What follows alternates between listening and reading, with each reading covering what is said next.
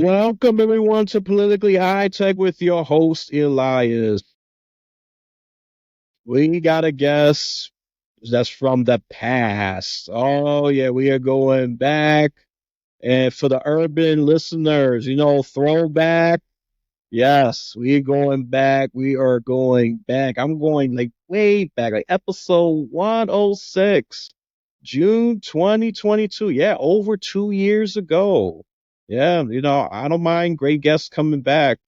Especially if he reach out to me. I said, "Oh, I remember that name. That's familiar. Yeah, we talked about good stuff for crime." I said, "Yeah, he's kind of like my resident crime expert, unofficially speaking." But hey, he kept me well informed, and I appreciate that. And like I said, I generally agree because when it comes to crime, I generally favor the right. Even when I was a moderate registered Democrat, I sided with the right because they just made more sense. I'm not about cruelty, whatever, but there is accountability. I mean, look what happened to these bail reforms. It's a joke. Even certain Dems and a lot of moderates saying, "What the heck is going on? What's your stupid policies you push?" Which to me was utterly ridiculous. I was against it from day one. People say, "Oh, you're cruel. You'll sell out to the white supremacist system." I said, "Oh, shut up." I'm far from that. But if you want to believe that, drink the Kool-Aid, go right ahead. I'm not gonna change your mind just because you feel that way. I don't care about your feelings. I really don't. Certain right winger people say that, but when you catch them in their BS, oh, their feelings popped up. But not true Republican voters. They're different. I'm talking like the commentators. Some of them I'm very critical of. Ben Shapiro, yeah, I name one. Especially on certain issues, I strongly disagree with him on. But I'm not gonna talk about Ben Shapiro, none of that. We're gonna talk about the state of crime, comparing relatively 2022, beginning of 2023 if you want, to 2024. As things gotten better. Before I dive into that, let's reintroduce this guest for those of you who are loyal and follow me, and then for the new listeners as well. All right, let's bring back Ken Good. Introduce yourself to my returning new listeners and viewers. Well, thank you so much for having me. My name's Ken. I'm an attorney from Tyler, Texas. I specialize in bail law. I've written numerous articles on crime and what good and bad bail reform looks like. And I would say probably the most important thing to know about me is I'm married. I'm a father of two daughters. And so I'm a girl dad. And I think that tells you a lot about me just from that alone. Whatever my kids have been active in growing up, that's what I've been active in and supporting them. I mean, I used to tell my daughter that I worked in the band concession stand just to show her I loved her, and she thought I was going to continue to do that after she graduated from high school. And I'm like, I don't love you that much, uh, but I have. We have a lot to talk about today on what's going on with bad bail reform across the country, and there's been a lot of things going on. I would call it the last couple of years the years of rollbacks. So we're rolling back all these bad reforms that we've seen enacted across the country. I think that's a great theme, especially those that realize these progressive policies have done a lot of damage, even for their intended voters and audience. Right? I mean, without safety, how are you going to do business? How are you going to improve quality of life? How are you going to have these green spaces? Even some of the things that more left-leaning people want. How are you going to have that if you can't establish some level of order, law and order, public safety, and all of that, right? I mean, we talked about before about how businesses were shutting down, and even if they could recover, they chose not to because it wouldn't make sense. It was unsafe. Their workers got beaten up, beaten killed. You got Mayor Adams in New York, who's a Democrat, but he's fighting crime, and he was on a blog or a podcast arguing against somebody that I would describe as far left. And the point he made was, look, one of the foundations of our society is public safety, and if the government can't provide public safety, then you're not going to have a society. And I think that's really true.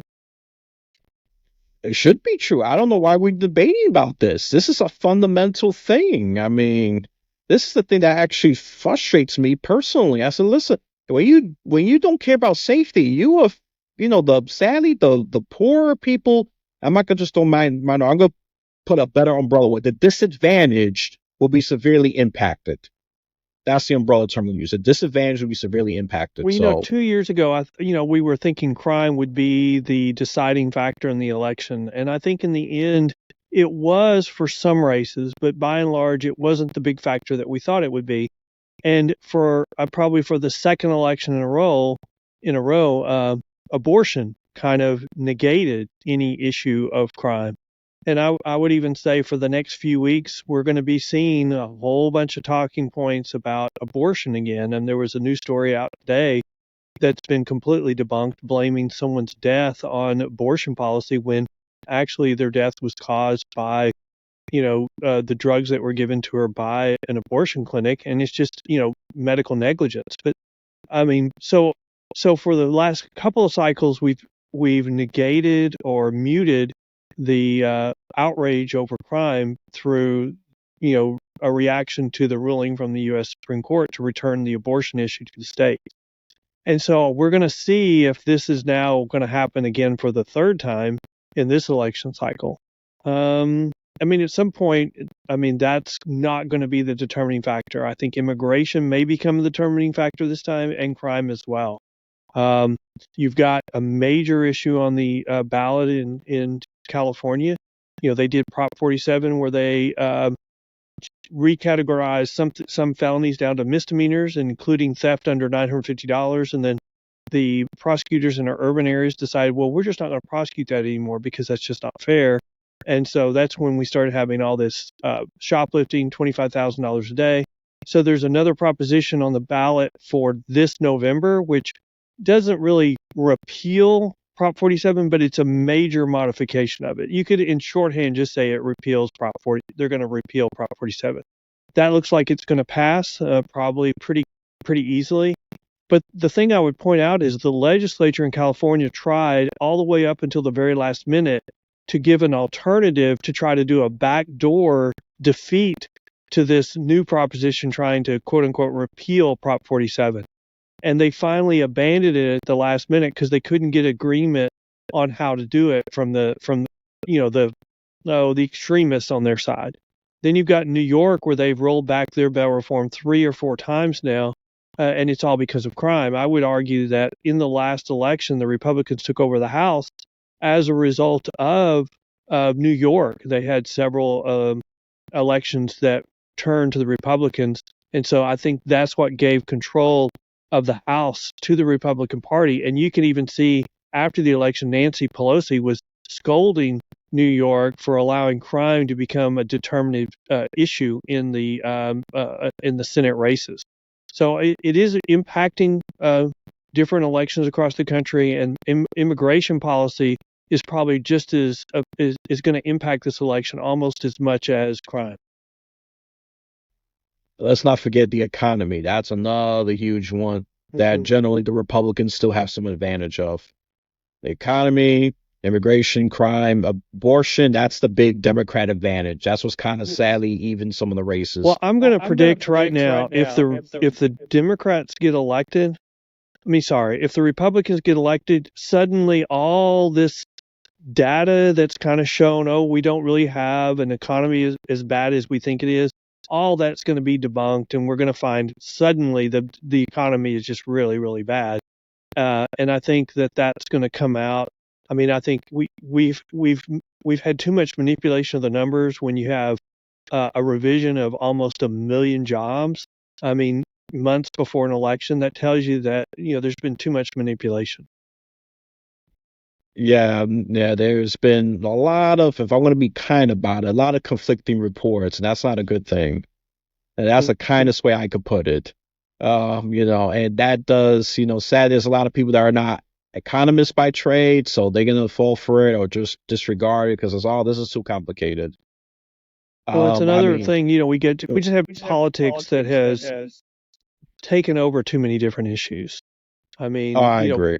Crime has always historically been something everybody agrees about. We should be safe. Suddenly, we don't have an agreement on crime, and we went through this same cycle in the 60s, and so we seem to be repeating it, but we're going to worse extremes. So the push to the left in the pendulum was too far because there was so much money and there was groups that were pushing to the left. So when we finally push to the right, which we're starting to see, it will be a very hard push to the right as well. Well, no, let's see. I mean, yeah, this will. I mean, we when we last time talked about this, we were talking about the midterms. Now we up to the very big election. Everything is big when the presidential elections evolve. But I always push this narrative that look, president is important, but local and state policy is even more important. That's what impacts your life, especially like crime. This particular issue right here, I would say is even more important on the local and the state level. People pay attention, not just the president. I urge you pay more attention to local and state races as well. See what their positions on, just like crime, abortion, economy, whatever. Pay attention to that more. If you're tired, you want to tune out the presidency, I'm even okay with that. Pay attention to your state and local elections, especially if it's campaign season this year. And if you want to be proactive, pay attention next year. And the reason why I say that because that's New York City. We're gonna be electing a different mayor, and the progressives are out to get Eric Adams because you said they clashed with him. They're out to get him. I'm just gonna say that Yeah, right they now. are. You can see, or I've seen a lot of documentation of they're going through this lawfare against him where they're um, subpoenaing and they're raiding different people's offices. He's got people quitting his administration over it. So I mean, they've made it clear that they do not appreciate him bucking the party line in New York, and they are going to punish him for doing that. Yeah, I mean, this is gonna be interesting. I mean, even after we're done with this presidential and the entire, well, not the entire Congress, 1/3 of the Senate and all of the House of Representatives, we got some local elections coming up next. It's a never ending cycle. The only way you're gonna end your political participation really if you're dead. Okay, I mean I'm gonna be morbid here, but it's true. Just try to be active, especially early voting. There's less excuse for you not to vote, which I've been a proponent of that. Well, it's really going to be interesting to see if the polls are correct or whether the polls are really off. I mean, we've had some indications lately that there's something screwy going on. I mean, the Teamsters came out with an article today saying they weren't going to endorse a presidential candidate for the first time. But if you look in the body of what they were talking about, 58% of their membership was in favor of endorsing Trump. Less than, I mean, 30-something percent wanted to endorse Harris. And so instead of going with the vast majority, they decided not to endorse anyone. And then you've got the press sending out reporters to different areas that are supposedly battleground states, and they're going to restaurants to find supporters for both candidates. And I mean, CNN was reporting yesterday that they went to multiple restaurants and they could only find one Harris supporter in each restaurant. And they asked everybody there. I think the reporter said she asked everybody there, but one guy that was, but except for one gentleman who was drunk. And so, I mean, you can't. I mean, the polls can't be correct in that limelight. But you know what? Whenever I've said polls are wrong before, they've been right. So it's going to be interesting because in Trump's first election as president, the polls were off 3 points, and if they're off 3 points, he wins by a landslide. Oh yeah, no, oh my goodness, I'm gonna go back to memory lane. Remember, so many polls saying Hillary's gonna win. All these endorsements, Hillary, Hillary, Hillary. Trump has no chance. Look what happened. He won. So I always say I never underestimate the opposition.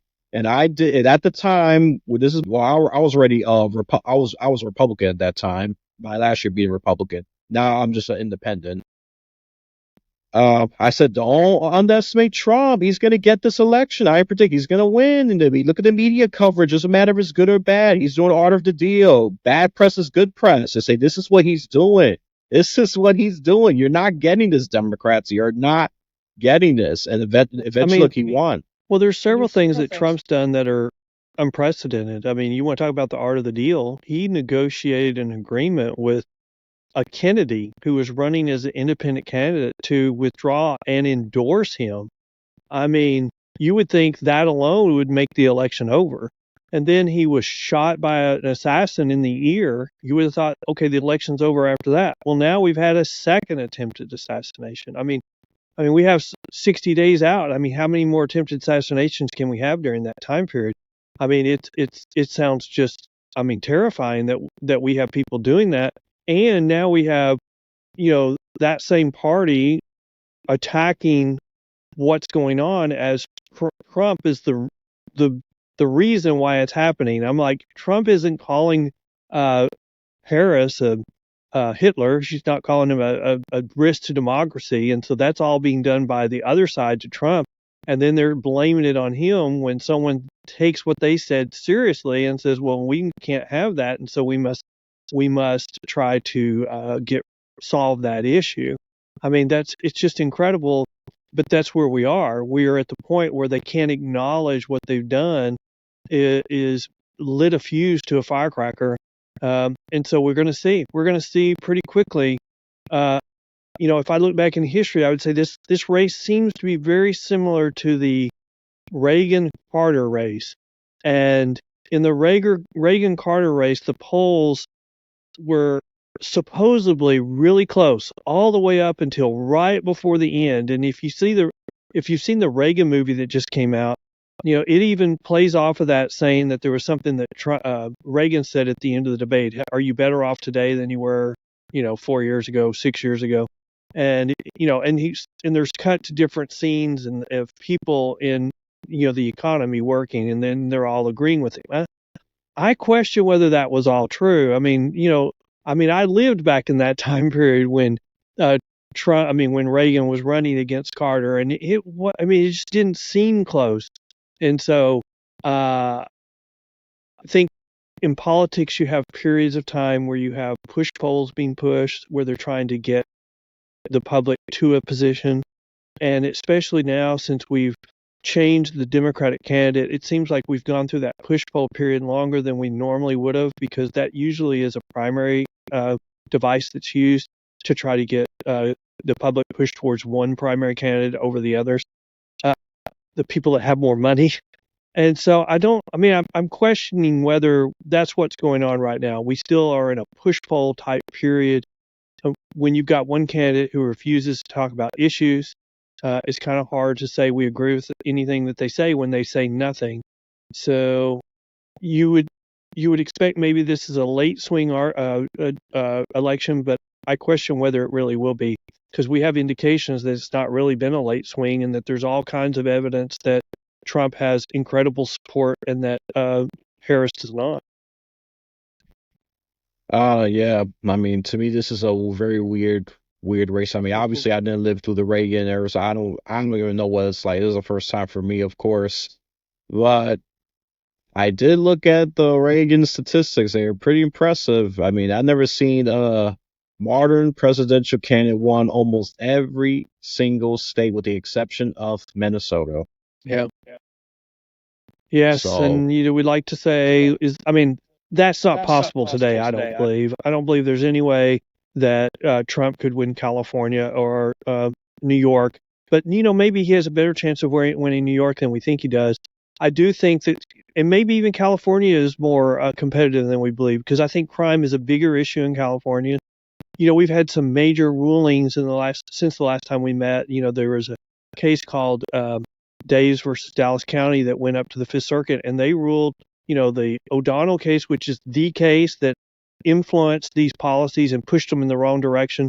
But the Fifth Circuit ruled it en banc, which means it's the entire Fifth Circuit, like 15 or 16 judges. They all ruled that those two cases were wrongly decided, reversed them, and decided they should have never been filed in federal court.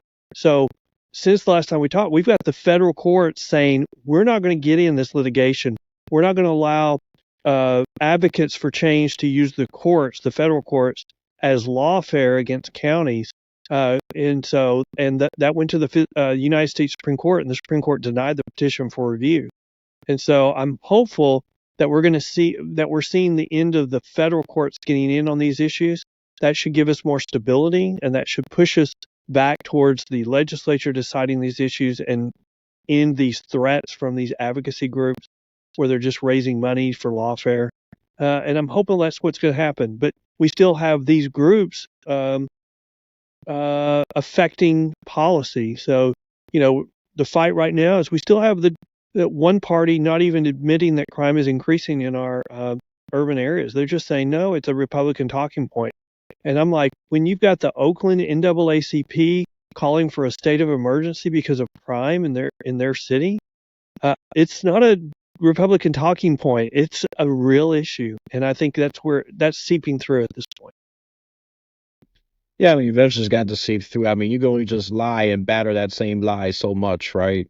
Mhm. I mean, I hope. I don't know. But then again, I'm kind of cynical because I don't see some people just learning. They're just so brainwashed, some people. I mean, I've talked to people I know. I mean, some of them are just so brainwashed Democrat. I mean, I had to correct one of them right now. I said, no, no, no, no, no, sir. Biden's still president. You can't just throw him off to say he's still got a couple of Mhm. months left.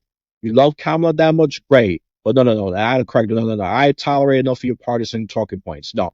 Now you're trying to alter reality. No, no, no, no, no, sir. Biden's still president, whether you like it or not, and he's going to be there until sometime in January, okay? That's it. That's fine. There's no political talking point. This is facts. Now be quiet. And this gentleman was twice my age, severely brainwashed. He drank the Oh blue yeah, pill very deeply. yeah. Oh, you wait. The day after the election, Biden will pardon his son. I mean, his sentencing in the most recent thing is not even until after the election. So as soon as the election's over, Biden's going to pardon Hunter.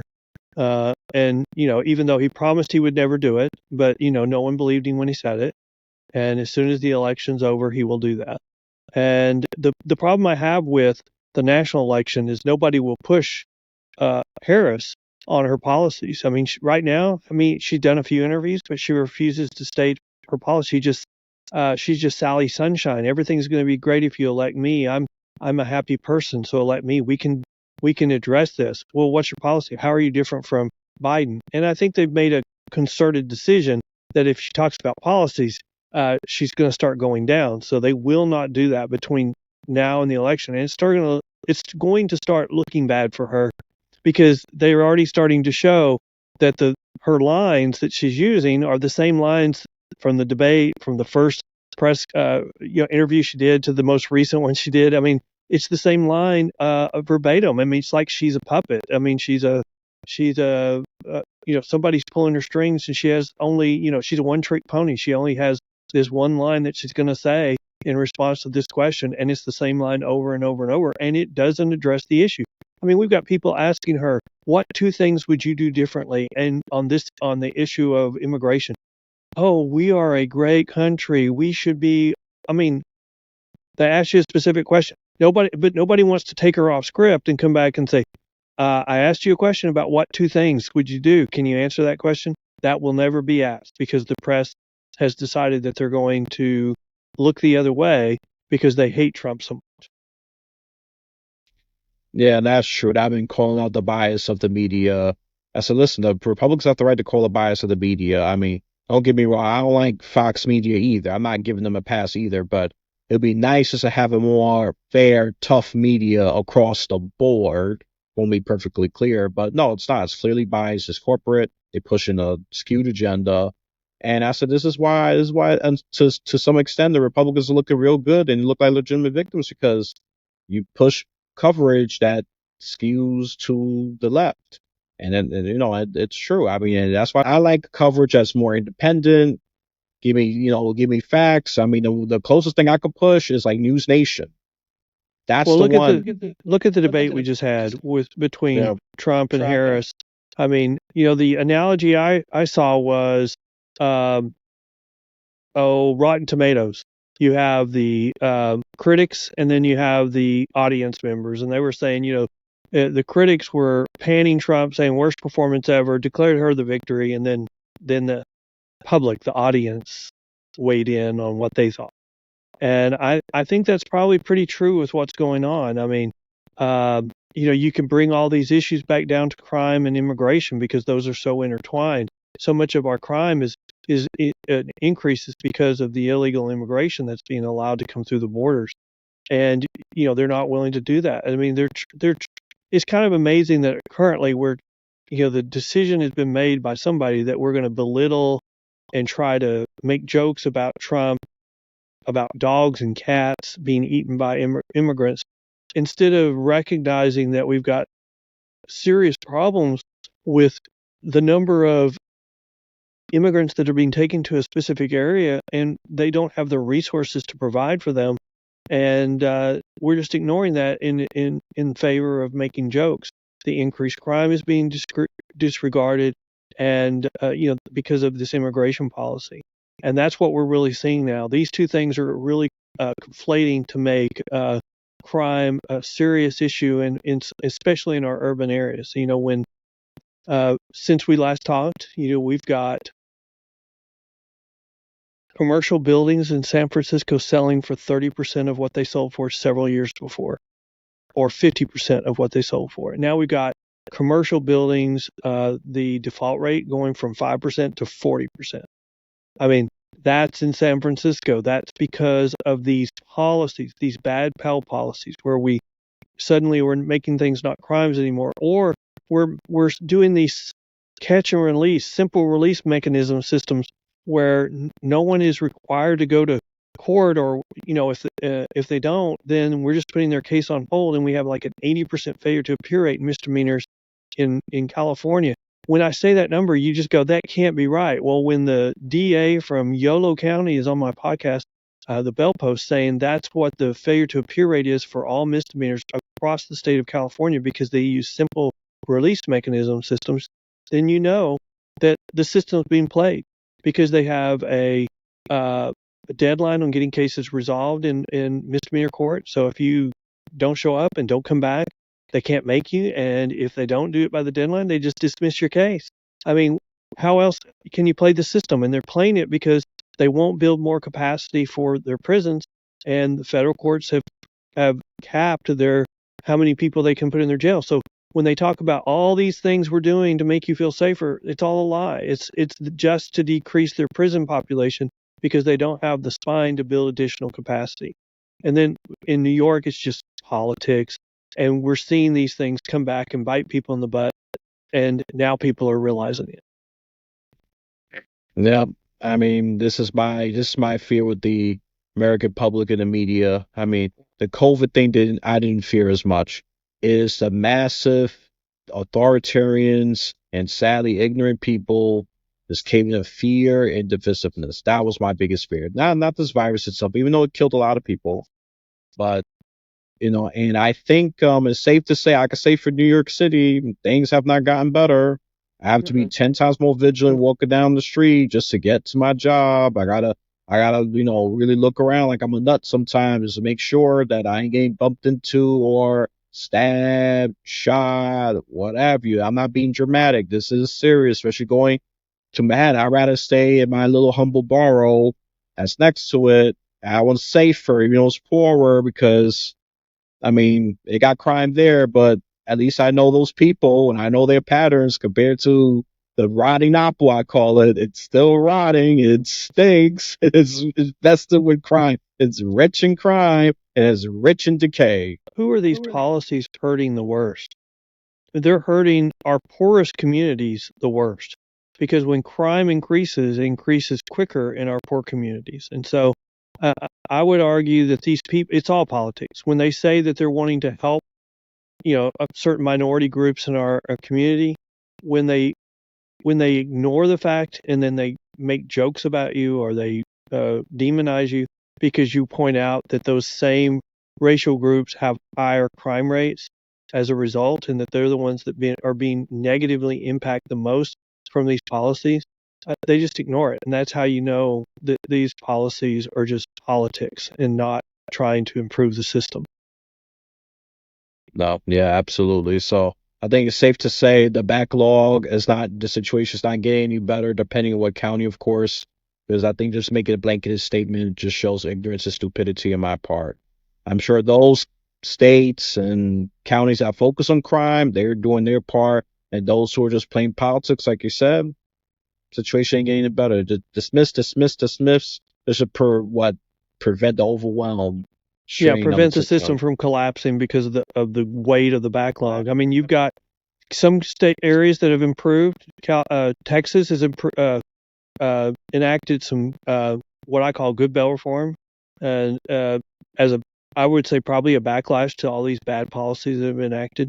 But Harris County, which is Houston, Texas, third largest county in the country, they enacted a DA who was, Soros progressive, and they saw the light and started being more moderate, and so they got defeated in the primary by another Soros elected DA who is now got the inside track for being elected in November. And if he gets elected, we're going to have more crime in Houston, Harris County, not less, because he has said, "Oh, well, Soros isn't a bad guy. I think he just gets a bad rap. I think he's a good guy." Well, when you get elected by him, he gives you quid pro quo. This is what I need. You're not gonna seek enhancements on crimes anymore. You're not going to you're not going to prosecute a drug dealer for the 30 pounds of meth he's holding. You're just going to prosecute him as a possession of drugs. So that's 2 weeks in jail instead of 20 years.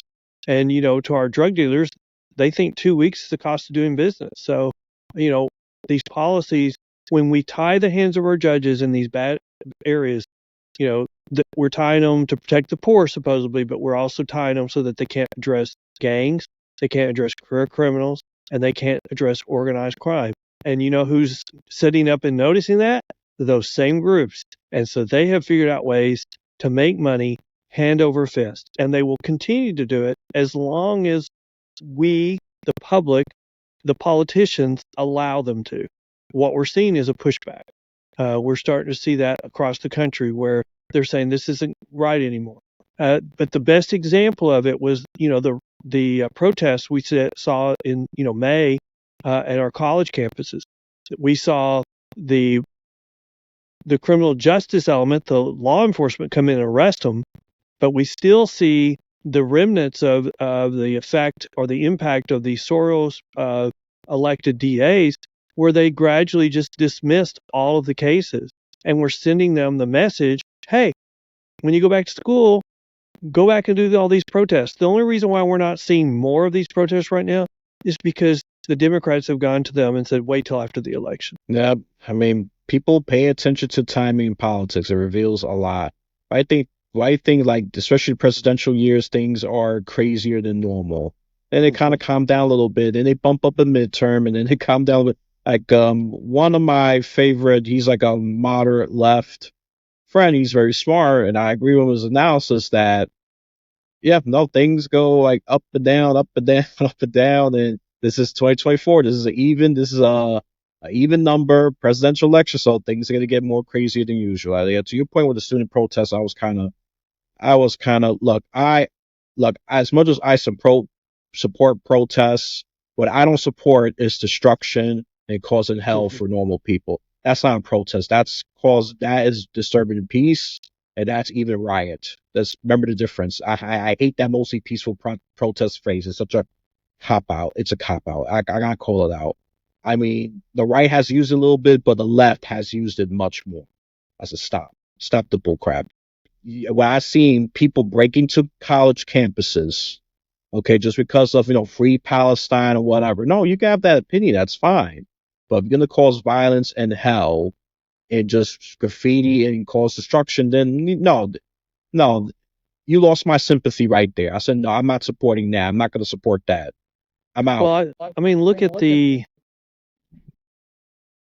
Harris's presidential candidate, and he's the governor of Minnesota. He was there during the George Floyd riots. He said the reason why he did not call in the National Guard to stop all the burning and destruction of property is because he agreed with them.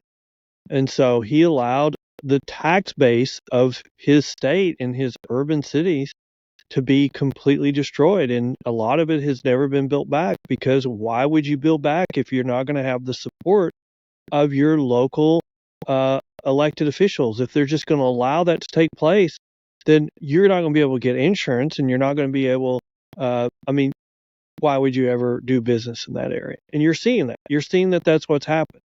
And, and so now they're trying to make him out to be a good old boy. But it could be more stark. Do you want law enforcement? Do you want law and order? You've got one candidate and vice presidential candidate, and it's clear who that is. And if you don't want that, then there's another candidate and vice presidential candidate with a history of that are running. They may want to try to say, I think here's where we are. We are now at the point where the Democrats are saying they're law and order, but they're not, because they're scared of what's going to happen in the election. The next phase we go to will be they will become law and order again, because the public is going to punish them at the polls. Is that going to be in a couple of months, or is it going to be in 2 years? Uh, it's time for them to be taught a lesson, so I'm hopeful that it's in 2 months, but we'll see in 2 months. But it is coming. The reckoning is coming, because what's going on is not sustainable. And both of our parties historically have been law and order. They will be once again, but now we're in this little phase where both one party that's not and has 4 years of actions to show they're not, but now they're so scared of the polls, they're claiming that they are. I mean, I'm gonna use a more cynical hat here. I'm giving them 2 years, to be honest.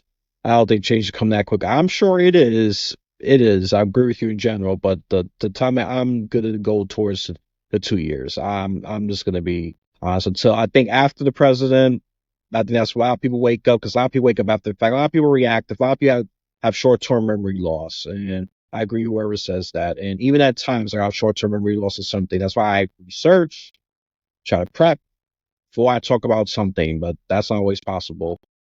But we'll see. I mean, I am not that hopeful. Maybe 2026 midterm. I'm sure there's gonna be a big reckoning. That's the timeline I'm generally giving. Yeah, I mean, I want you to be right. I really do. My feelings going elsewhere. I'm a little self-conflicted. The more we Um, hear about abortion over the next 6 weeks tells you that they are worried about the other issues, so they have to raise abortion. And I don't say abortion's not an important issue, but the courts have returned that to the states, so that's no longer a federal election issue. But they want to relitigate that, because they want to say the court got it wrong. Well, I mean, the court got it right or they got it wrong, but they returned it to the states, and we've got 9 states that are going to have abortion issues on the ballot. I don't think any of them are battleground states. I think maybe only, and if there is, it's only one. So I don't know if that by itself is going to impact the election. It'll bring out people to vote in those states, but if it's not a battleground state, I don't know if it's going to change that result. I mean, I'm gonna make a somewhat of a bold prediction. My belief is, and this is a disclaimer, I could be wrong. I think Trump wins by narrow margins.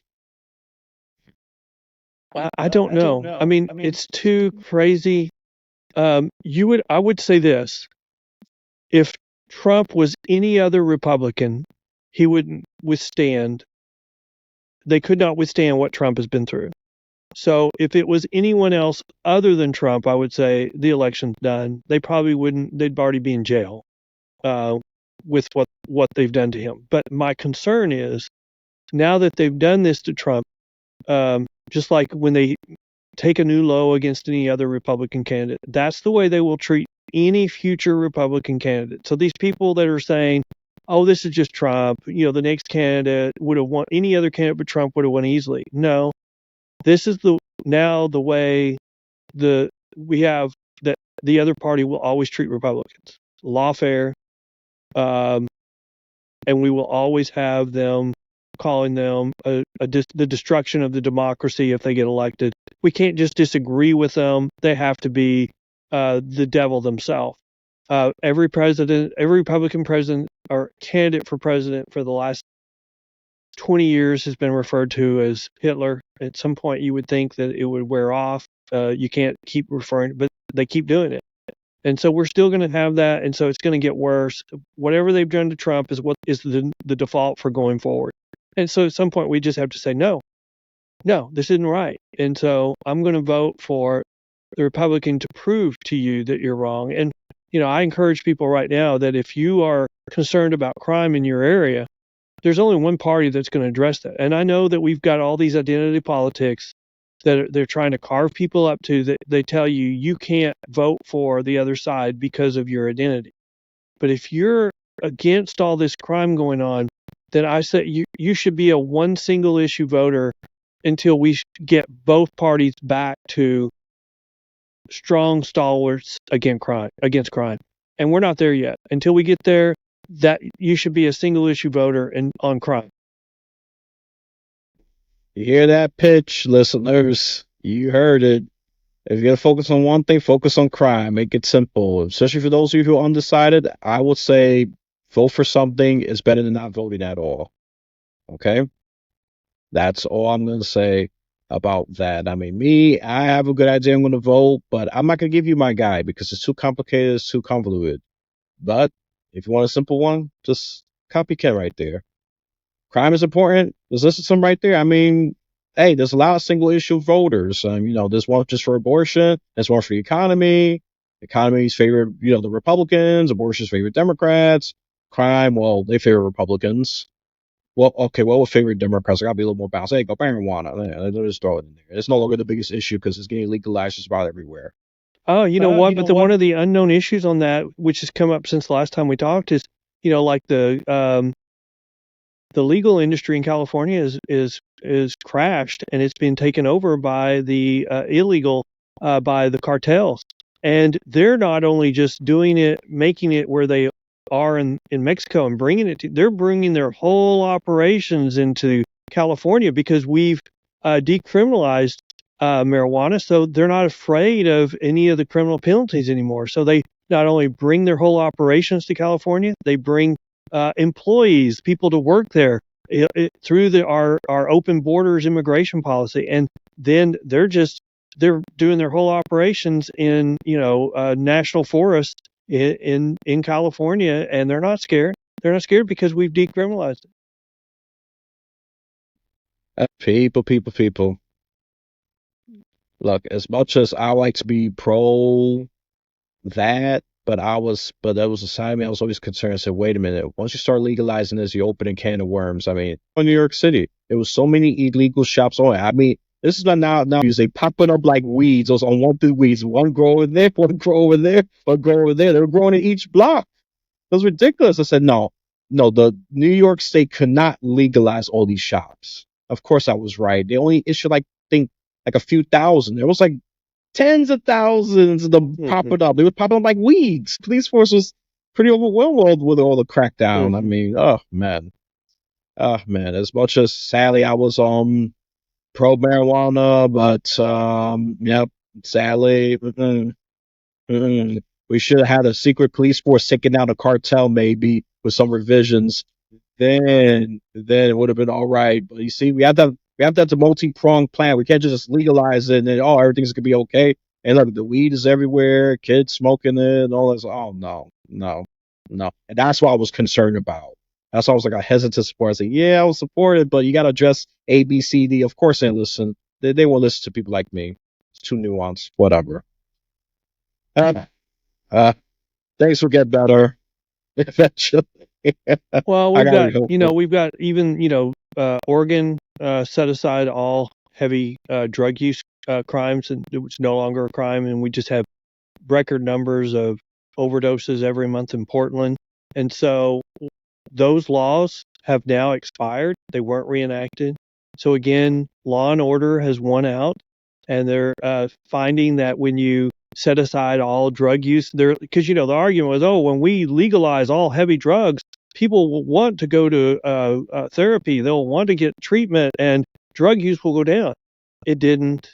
I mean, we actually made it where people were lining up every day for their pusher to come by and drop off their drugs, and we're having record. I mean, we're giving up on a generation because they're all killing themselves through overdoses because we've lost the incentive for them to go to rehab, because this incentive is you go to prison or you go to rehab, and they go, oh well, I'm going to go to rehab, and then there's a 75% failure rate, so it's not going to be successful, and it's very expensive.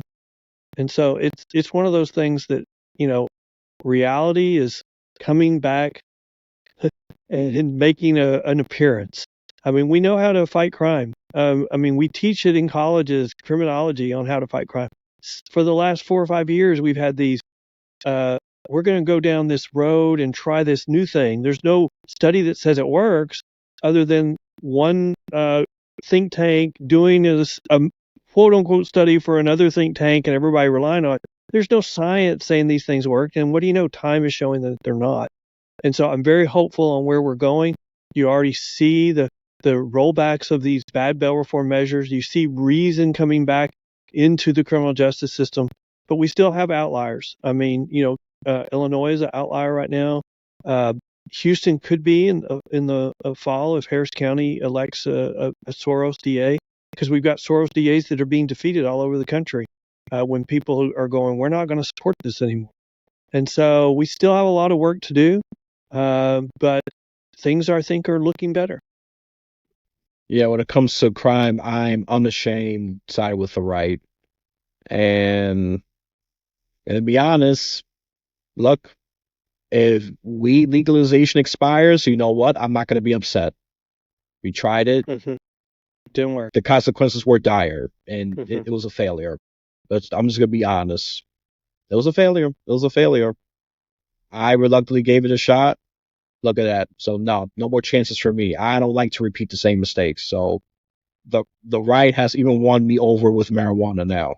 And I gave the left a chance on that issue. I'm being honest. I gave them a chance. I said, okay, this is one of the issues I was agree with you with. No, but I'm leaning more to the right. Look what happened. We tried it. It failed. And if you still can't see it, well, you know what? You know what I believe in? Maybe forced rehab. Do a prison style forced rehab. Absolutely. Maybe that'll work. Yeah. That's, I Because mean, we got to have a these people hammer. don't have, they don't have, look, when you lose your sense of reality, if you're mentally ill, no, the First Amendment, all that freedom, no, doesn't apply to you until you're restored. That's it. That's I it. agree Don't give with them a that. I mean, choice. yeah. They don't. They're upstairs with shot. Yeah, go ahead. I have a personal story there. I have a sister who had a car accident in 1989, and then for the next 30 years, because she broke every bone in her face and she had so many surgeries, she had a 30-year drug addiction to prescription medications. I mean, prescription painkillers. And I tried everything, even getting her put in jail, which, with these bad bail reforms where they don't hold anybody, jail used to be the poor man's drug rehab. Well, when we enact these policies where you can't keep anyone, well, then you can't straighten out your loved ones when they're on drugs because you can't afford to send them to drug rehab. And, 30 years ago, I could, well, I mean, let's fast forward 30 years later. I mean, I finally got control of my sister because I had her declared incompetent and I was declared her guardian. And I put her in an assisted living facility, and her last 5 years of her life, her medications were regulated. She didn't self-regulate. She had them given to her, and they were probably, I think, some of her happiest years. But she had already alienated the rest of her family. I mean, I'm sorry to hear that. I mean, I had family members lost to overdose and all that, so I can relate. I had to learn that at age 10. Okay, very young. I had to learn the harshness of reality at age 10. This is why I developed some hardened beliefs. I didn't become like a full-blown left wing because reality hits me probably too early, but you roll the dice. I'll say it end up not with a 6, but with a 5. So that's what I'm going to say. I think what got people finally had enough on these Oregon laws where we're just going to decriminalize all this really hard crime. I think what pushed it too far was, they started arguing, well, you have a right to overdose if you want to. And I think that's a bridge too far. I mean, you don't have a right to overdose. I mean, we're going to open the door and say that we can't stop you from overdosing and that the government has to pay for your drugs to overdose. I mean, that's too far. I mean, I think the government has a right to provide public safety. And if you are a danger to that through taking drugs and hard drugs, then the government has the right to say, this is what we're going to do to you if you don't straighten up. And I think you have absolutely that power. No, right to overdose, no. Freedom comes with a responsibility. We've forgotten that. A lot of us have forgotten that. Now we just want unlimited freedom with no consequences. No. Reality is setting in. You want to be irresponsible? You want to give the government a reason to take a lot more rights? Trust me, they will. They have done it little by little, and they're going to keep doing it until we are in an authoritarian nation. I don't care if you think I'm a nut. We're already slowly heading there as a nation. Maybe vigilant and fight back against this nonsense. Okay, that's all I'm Well, going to I say. think that's a really good point to make because when you've got one party saying the other party is a threat to democracy, I sit there and I go, are you arguing they're a threat to our country? Are you arguing that they're a threat to you continuing to be in power? Because one is a threat to you, but it's not a threat to the country. And I would argue that a lot of things we're hearing out of one party is they're claiming the other one is a threat to the country, but they're really arguing, if you look at their arguments, that they're a threat to their continued rule. And I think that's very different. And you know what? A healthy democracy switches back and forth between the parties. And we used to have a country that didn't have a problem with that. We used to didn't have a country when, if you lost, okay, we lost. So we have two ways to get to the same result. The Republicans have a way to do it, and the Democrats have a way to do it. Well, that's over. I mean, we haven't had that for probably a decade. We're not going to have it anytime soon. But hopefully, we will correct that because if we don't, can you imagine if Trump gets reelected? I mean, the comparison of what will be the reaction to, Harris saying her election was stolen versus January 6th may be very different. And then, but the reaction to it again will be very different because we had riots, we had things being burned when Trump was first elected, and none of those people got arrested. None of them got treated like the people on January 6th were treated. And I would even say this now: the people, if Trump gets reelected, there will be substantial things happen, and they will not receive the similar treatment because we're in a period of time where your political views are okay for one side and they're not okay for the other. And so we're now doing kind of like political retribution. If we don't like you and we're the party in power, we're going to punish you. We can't live in a country like that. Yeah, no, and this is why I'm saying about the decline of this country, trying to fight tribalism, all that, because I'm happy for the Braver Angels organization trying to prevent the nation from going for Civil War Part Two, which is going to be far more deadlier. Let's be clear with the kind of weapons we got, what kind of crazy people we got. The original Civil War was already bloody enough. It was already that divisive. We are heading that direction. I don't want us to head to a Civil War Part Two. It's going to be far more deadlier, especially with the weapons we got. It could cause much more destruction than we have during the 19th century. No, I don't want to risk that. So that's all I'm going to say about that. I think it's a good time to do a shameless plug-in. We heard a lot, but they're looking good. They're looking good despite my feeling. It's just my feeling. Don't take it as fact. That's just your host's opinion. Okay. You want to criticize the host of feeling that way? That's fine. Just document your nonsense in the comment section. That's what the comment section is there for you to rant and complain. And I might read it when I'm bored. Not right away when I'm bored. If I don't mind taking the verbal beating, which is okay. I already got a lot of criticism. So let's do that lovely Seamus plug-in. So let's go to Professional Bondsman of Texas. Yes, he represents this great state of Texas. And the Bail Post. Yeah, that's a podcast about criminal justice reforms, bail reforms, rather helping and making things worse. Well, we kind of got an idea there, but if you want more details, a lot more details you have in this podcast, you go to the Bail Post. The links will be in the description. Okay, the site for Texas. I mean, it'll be great to have a site for all states. I know it applies to all 50 states. And the Bail Post podcast, where you get much deeper into the bail reform. If you're a crime geek, get into that podcast, okay? You're a legal geek, get in there. Or you're just at least curious about these issues, just get in there. Give it a shot, all right? Anything else you want to add before I wrap this up? No, I appreciate you so much for talking with me today. I mean, where we were 2 years ago and where we are today, I mean, we've had a lot of uh, great momentum, and I think that will continue. I think we will have, I mean, 2 years ago, the day after the election, everybody said crime was not a big issue, when crime actually determined which party controlled the House.